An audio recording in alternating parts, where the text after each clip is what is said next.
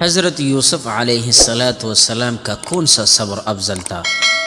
علامہ ابن قیم رحمہ اللہ لکھتے ہیں کہ میں نے شیخ الاسلام ابن تیمیہ سے سنا تھا، فرمایا کہ یوسف علیہ السلام کا صبر عزیز مصر کی بیوی کا کہنا نہ ماننے کے وقت زیادہ شان رکھتا تھا بنسبت اس وقت کے جب آپ کو آپ کے بھائیوں نے کنویں میں ڈالا تھا، کیونکہ گناہ سے صبر کرنا اختیاری تھا اور کنویں میں گرنے سے صبر مجبور تھا۔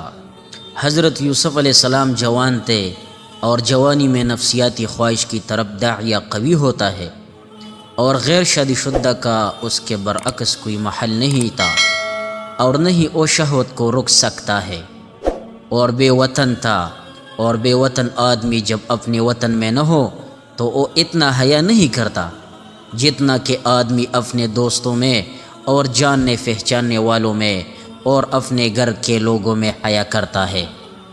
اور آپ علیہ السلام مملوک تھی، اور مملوک کی وہ احتیاط نہیں ہوتی جتنا کہ آزاد آدمی کی احتیاط ہوتی ہے، اور عورت بھی حسین تھی اور منصب و مرتبے والی تھی، اور وہ ان کی مالکن بھی تھی، اور جب کہ نگران بھی موجود نہیں تھے، اور یہ خود اپنی طرف سے آپ علیہ السلام کو بلا رہی تھی اور شدید ترین حرص میں مبتلا تھی، اور اس کے ساتھ اس نے دھمکی بھی دی تھی کہ اگر تم کہنا نہیں مانو گے تو تمہیں جیل میں ڈالوں گی اور ذلیل کروں گی۔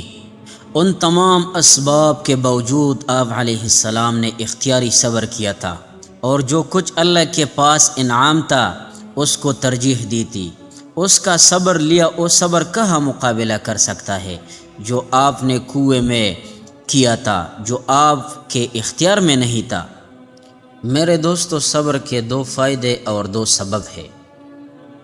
علامہ ابن قیم رحمہ اللہ لکھتے ہیں کہ صبر کے دو سبب اور دو فائدے ہیں۔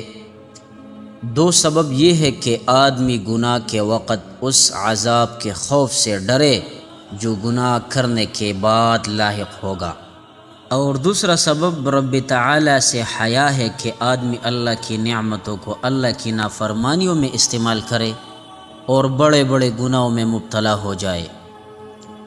اور دوسرا صبر کے دو فائدے ہیں۔ پہلا فائدہ یہ ہے کہ آدمی کا ایمان محفوظ رہتا ہے، دوسرا یہ ہے کہ حرام سے بچ جاتا ہے۔ سزا کو مد نظر رکھنا اور اس سے خوف کھانا ایمان کی قوت کو زیادہ کرتا ہے۔ میرے بھائیو دوستو، ایک واقعہ ہے۔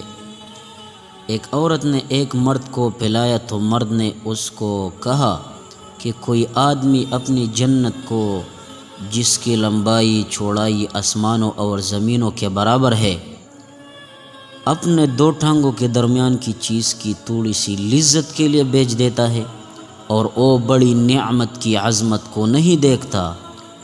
دوسرا واقعہ ہے کہ ایک آدمی نے ایک عورت کو پھیلایا اور کہا کہ ہم تو ستاروں سے بھی چھپے ہوئے ہیں، تو عورت نے اس کو کہا کہ ان ستاروں کے مالک کو کہا کرو گے۔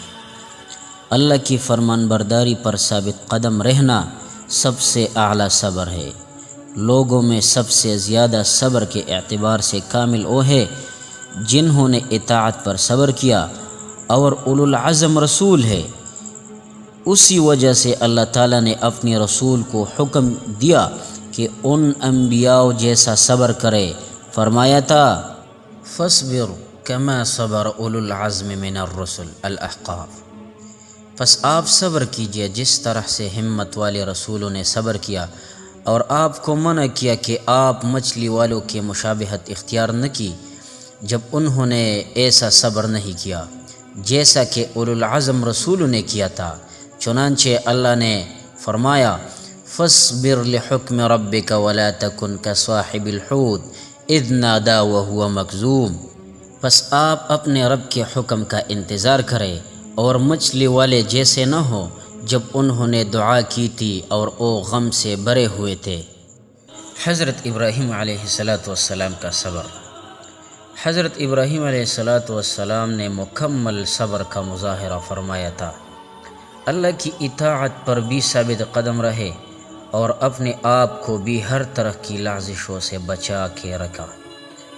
اس کے متعلق اللہ تعالیٰ نے ارشاد فرمایا وَإِبْرَاهِيمَ الَّذِي وَفَّى، اور ابراہیم علیہ السلام جنہوں نے اپنا قول پورا کیا۔